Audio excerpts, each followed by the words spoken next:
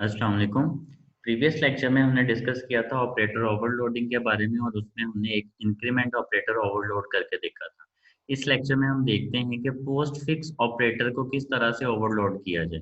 देखें, ये जो प्लस प्लस है ये हमारे पास कौन सा ऑपरेटर है? यूनरी ऑपरेटर है which is used to increment value of any variable. अब पोस्ट फिक्स ऑपरेटर को कैसे ओवरलोड करना है, पहले प्रीवियस लेक्चर वाला जो ऑपरेटर हमने डिस्कस किया था इसमें अगर आप देखें तो ये जो ऑपरेटर है प्लस प्लस जो कि हमने इधर फंक्शन डिफाइन किया था, ये ऑब्जेक्ट से पहले है। इट मींस ये क्या है? प्री फिक्स है। प्री मींस पहले, ऑब्जेक्ट से पहले हमने इसको यूज किया। तो पोस्ट फिक्स का क्या मतलब है कि ये ऑब्जेक्ट के बाद में आएगा। अब अगर डायरेक्ट हम इधर ऑब्जेक्ट के बाद में प्लस प्लस ऑपरेटर लिखते हैं और प्रोग्राम रन करते हैं तो ये एग्जीक्यूट नहीं होगा, क्योंकि जो कंपाइलर है वो ये डिस्टिंग्विश नहीं कर पा रहा कि जो ऑपरेटर, क्योंकि हमने जो इधर फंक्शन की डेफिनेशन की है वो किसके लिए की है? प्री फिक्स ऑपरेटर के लिए की है। जबकि जब हम ऑब्जेक्ट में इस फंक्शन को कॉल कर रहे हैं तो कौन सा ऑपरेटर यूज कर रहे हैं? Post fix.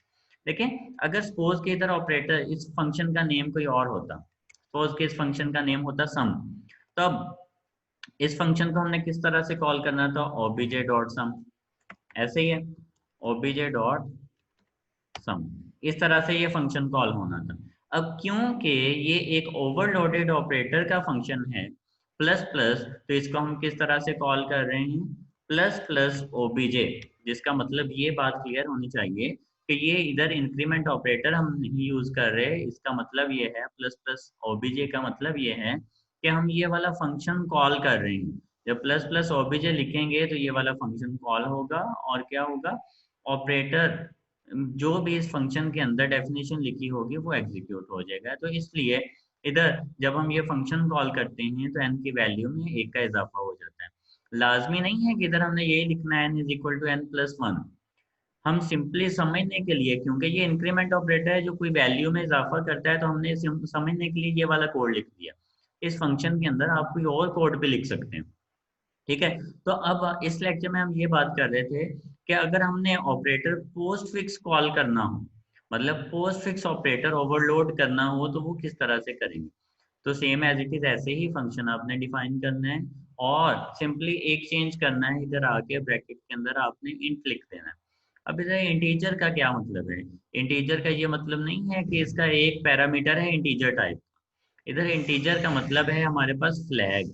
और फ्लैग का क्या मतलब है? फ्लैग किसी भी पार्टिकुलर सिचुएशन को इंडिकेट करने के लिए यूज होता है। तो फ्लैग है, फ्लैग ये कहेगा कि ये वाला जो ऑपरेटर हम ओवरलोड कर रहे हैं ये कौन सा ऑपरेटर होगा? पोस्ट फिक्स ऑपरेटर होगा। तो अब अगर हम ओबीजे के बाद प्लस प्लस ऑपरेटर यूज करते हैं और ये फंक्शन कॉल करते हैं, तो अब सिंपली ये फंक्शन जो है वो कॉल हो जाएगा और n की वैल्यू में एक का इजाफा हो जाएगा।